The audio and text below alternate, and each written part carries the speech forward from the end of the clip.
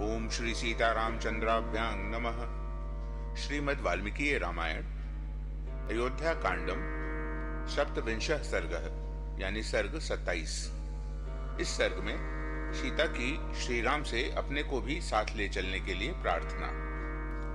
एवं मुक्ता तो वैदेही प्रियार्हा प्रियवादिनी प्रणयादेव संक्रुद्धा भरदारमिदं ब्रवीत। श्रीराम के ऐसा कहने पर प्रियवादिनी विदेह कुमारी सीता जी, जो सब प्रकार से अपने स्वामी का प्यार पाने के योग्य थीं, प्रेम से ही कुछ कुपित होकर पति से इस प्रकार बोली। किमिदं भाषसे राम वाक्यं लघुतया ध्रुवं त्वया यदपहास्यं मे श्रुत्वा नरवरोत्तम। नरश्रेष्ठ श्री राम, आप मुझे ओछी समझकर यह क्या कह रहे हैं? आपकी ये बातें सुनकर मुझे बहुत हंसी आती है। वीराणां राजपुत्राणां शस्त्रास्त्र विदुषां नृप अनर्हम यशस्यं च न श्रोतव्यं त्वयेरिदं। नरेश्वर, आपने जो कुछ कहा है वह अस्त्र शस्त्रों के ज्ञाता वीर राजकुमारों के योग्य नहीं है। वह अपयश का टीका लगाने वाला होने के कारण सुनने योग्य भी नहीं है। आर्यपुत्र पिता माता भ्राता पुत्रस्तथा स्नुषा स्वानि पुण्यानि भुज्जानाः स्वं स्वं भाग्यमुपासते। आर्यपुत्र, पिता, माता, भाई, पुत्र और पुत्रवधू, ये सब पुण्यादि कर्मों का फल भोगते हुए अपने अपने भाग्य शुभाशुभ कर्म के अनुसार जीवन निर्वाह करते हैं। भर्तुर्भाग्यं तु नार्येका प्राप्नोति पुरुषर्षभ अतश्चैवाह मादिष्टा वने वस्तव्यमित्यपि।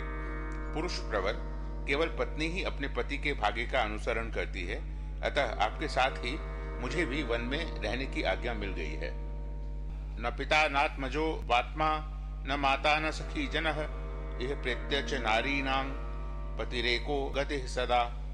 नारियों के लिए इस लोक और परलोक में एकमात्र पति ही सदा आश्रय देने वाला है।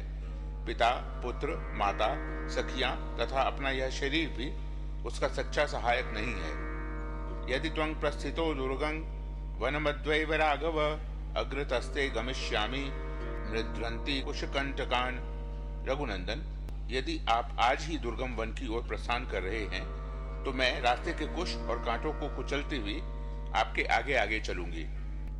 ईर्ष्यां रोषं बहिष्कृत्य भुक्तशेषं विवोदकं नयमांग वीर विस्त्रब्धः पापं मयि न विद्यते। अतः वीर, आप ईर्ष्या और रोष को दूर करके पीने से बचे हुए जल की भांति मुझे निशंक होकर साथ ले चलिए।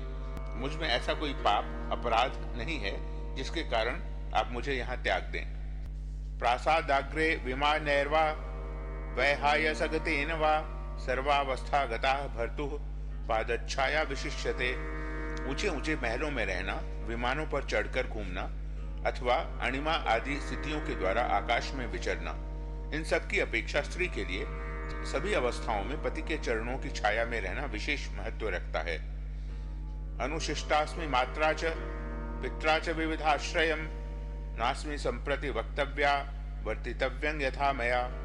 मुझे किसके साथ कैसा बर्ताव करना चाहिए, इस विषय में मेरी माता और पिता ने मुझे अनेक प्रकार से शिक्षा दी है। इस समय इसके विषय में मुझे कोई उपदेश देने की आवश्यकता नहीं है। अहं दुर्गं गमिष्यामि वनं पुरुषवर्जितं नाना मृग गणाकीर्णं शार्दूल गण सेवितम। अतः नाना प्रकार के वन्य पशुओं से व्याप्त तथा सिंहों और व्याघ्रों से सेवित उस निर्जन एवं दुर्गम वन में मैं अवश्य चलूंगी।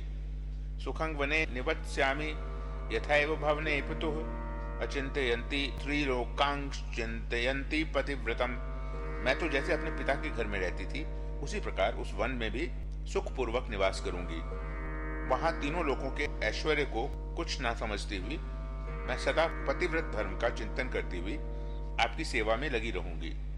सुश्रुखमाना ते नित्यं नियता ब्रह्मचारिणी सहरंसे त्वया वीर वनेषु मधुगंधिषु। वीर, नियम पूर्वक रहकर ब्रह्मचर्य व्रत का पालन करूंगी और सदा आपकी सेवा में तत्पर रहकर आप ही के साथ मीठी मीठी सुगंध से भरे हुए वनों में विचरूंगी। त्वं हि कर्तुं वने शक्तो राम संपरिपालनम् अन्यस्यापि जनस्येह किं पुनर्मम मानद। दूसरों को मान देने वाले श्री राम, आप तो वन में रहकर दूसरे लोगों की भी रक्षा कर सकते हैं, फिर मेरी रक्षा करना आपके लिए कौन बड़ी बात है। साहं त्वया गमिष्यामि वन मध्य न संशयः, नाहं शक्या महाभाग निवर्तयितुमुद्यता। महाभाग, अतः मैं आपके साथ आज अवश्य वन में चलूंगी, इसमें संशय नहीं है।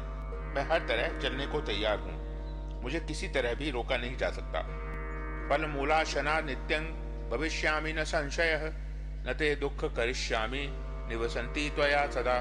वहां चलकर मैं आपको कोई कष्ट नहीं दूंगी, सदा आपके साथ रहूंगी और प्रतिदिन फल मूल खाकर ही निर्वाह करूंगी। मेरे इस कथन में किसी प्रकार के संदेह के लिए स्थान नहीं है। अग्रतस्ते गमिष्यामि भोक्षे भुक्तवती त्वयि, इच्छामि परतः शैलान पल्वलानि सरांसि च, द्रष्टुं सर्वत्र निर्भीता त्वया नाथेन धीमता। आपके आगे आगे चलूंगी और आपके भोजन कर लेने पर जो कुछ बचेगा उसे ही खाकर रहूंगी।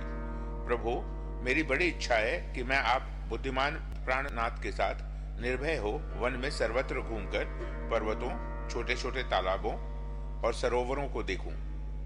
हंस कारंडवा कीर्णाः पद्मिनी साधु पुष्पिताः, इच्छेयं सुखिनी द्रष्टुं त्वया वीरेण संगता। आप मेरे वीर स्वामी हैं, मैं आपके साथ रहकर सुखपूर्वक उन सुंदर सरोवरों की शोभा देखना चाहती हूँ जो श्रेष्ठ कमल पुष्पों से सुशोभित हैं तथा जिनमें हंस और कारंडव आदि पक्षी भरे रहते हैं। अभिषेकं करिष्यामि तासु नित्यमनुव्रता, सह त्वया विशालाक्ष रंस्ये परम नंदिनी। विशाल नेत्रों वाले आर्यपुत्र, आपके चरणों में अनुरक्त रहकर मैं प्रतिदिन उन सरोवरों में स्नान करूंगी और आपके साथ वहां सब ओर विचरूंगी। इससे मुझे परम आनंद का अनुभव होगा। एवं वर्ष सहस्राणि शतं वापि त्वया सह, व्यतिक्रमं न वेत्स्यामि स्वर्गोपि हि न मे मतः। इस तरह सैकड़ों या हजारों वर्षों तक भी यदि आपके साथ रहने का सौभाग्य मिले तो मुझे कभी कष्ट का अनुभव नहीं होगा। यदि आप साथ न हो तो मुझे स्वर्ग लोक की प्राप्ति भी अभिष्ट नहीं है। स्वर्गेपि च विना वासो भविता यदि राघव, त्वया विना नर व्याघ्र नाहं तदपि रोचये। पुरुष सिंह रघुनंदन, आपके बिना यदि मुझे स्वर्ग लोक का निवास भी मिल रहा हो तो वह मेरे लिए रुचिकर नहीं हो सकता, मैं उसे लेना नहीं चाहूंगी। अहं गमिष्यामि वनं सुदुर्गमं मृगायुतं वानरवारणैश्च, वने निवस्यामि यथा पितुर्गृहे तवैव पादावुपगुह्य सम्मता।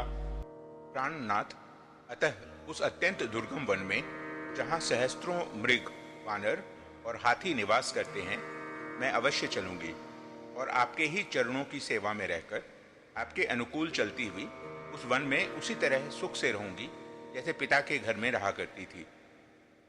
अनन्य भावा मनुरक्त चेतसं त्वया वियुक्तां मरणाय निश्चितां, नयस्व मां साधु कुरुष्व याचनां, ना तो मया ते गुरुता भविष्यति।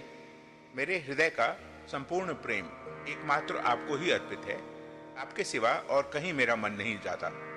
यदि आपसे वियोग हुआ तो निश्चय ही मेरी मृत्यु हो जाएगी, इसलिए आप मेरी याचना सफल करें, मुझे साथ ले चलें, यही अच्छा होगा। मेरे रहने से आप पर कोई भार नहीं पड़ेगा। तथा ब्रुवाणामपि धर्मवत्सलां न च स्म सीतां नृवरो निनीशति, उवाच चैनां बहुसन्निवर्तने वने निवासस्य च दुःखितां प्रति। धर्म में अनुरक्त रहने वाली सीता के इस प्रकार प्रार्थना करने पर भी नरश्रेष्ठ श्री राम को उन्हें साथ ले जाने की इच्छा नहीं हुई। वे उन्हें वनवास के विचार से निवृत्त करने के लिए वहां के कष्टों का अनेक प्रकार से विस्तार पूर्वक वर्णन करने लगे। इत्यार्षे श्रीमद् रामायणे वाल्मीकिये आदि काव्ये अयोध्या कांडे सप्तविंशः सर्गः। इस प्रकार श्री वाल्मीकि निर्मित आश रामायण आदि काव्य के अयोध्या कांड में 27वां सर्ग पूरा हुआ।